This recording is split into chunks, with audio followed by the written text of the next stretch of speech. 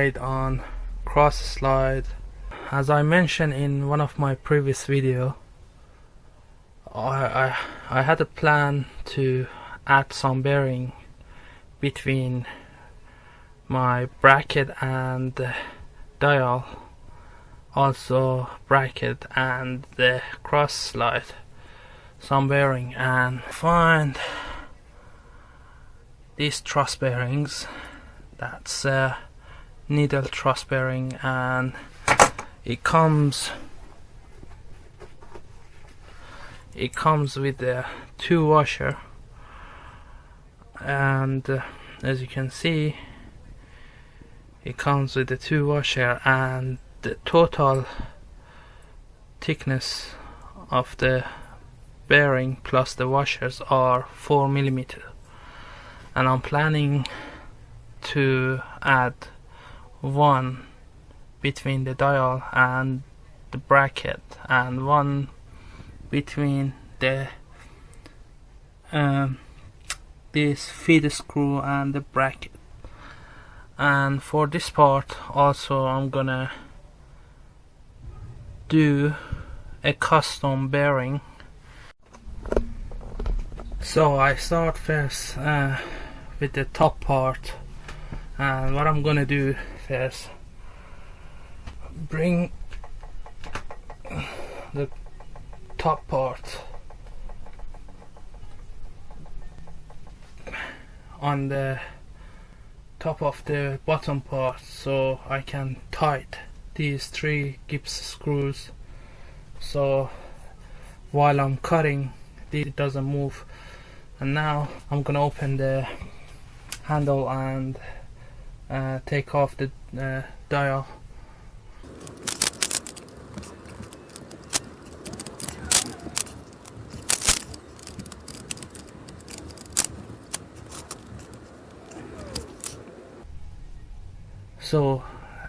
So the point is, when you're adding up the truss bearing and you have the tight tolerance on the cross slide, the point is, like, in the same time you have the rigidity and the feed screw spins smoothly.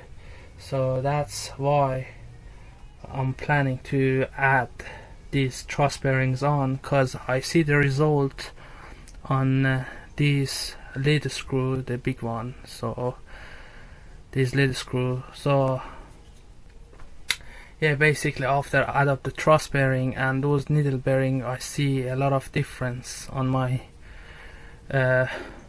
lead screw. So I'm doing it here, although I was planned this from before, but now I know how it affects.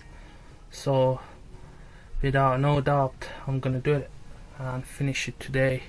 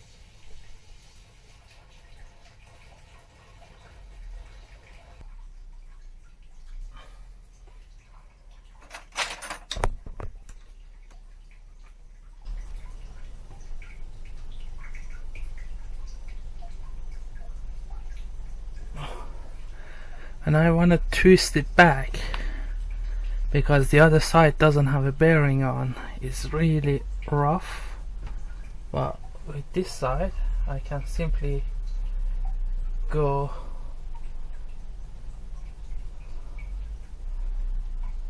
and tie it up, but in a back way a lot of tension because I tied up these gips, so it's too much stress on that.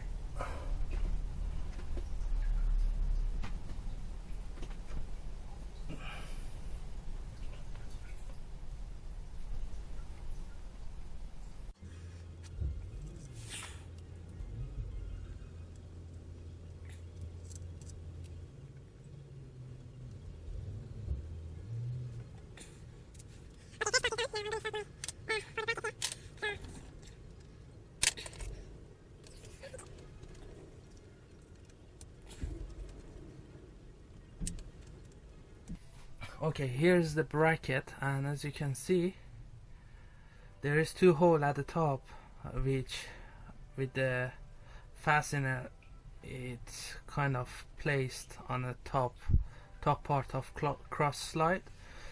And so if I want to bore it for the truss bearing, basically if I place my truss bearing on that, it's gonna block the holes, so I can no longer place it back. And here's the truss bearing, and if I place it on, you're gonna see it takes about 1/3 of the hole. Okay, so and what I'm about to do, I'm gonna make my custom bearing for this.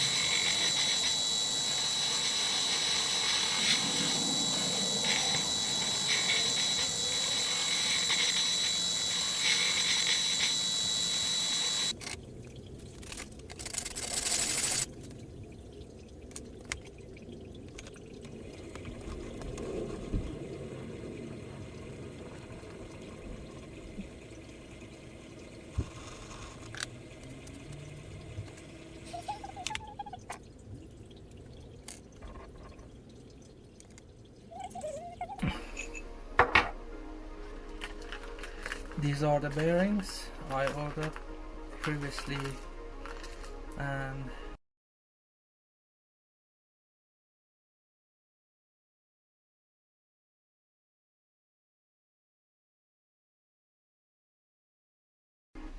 so when I place a bearing on, it sits right at this point. By putting grease on the shaft, on the lead screw or feed screw, it's easily I can stick my bearing on that and add the rest.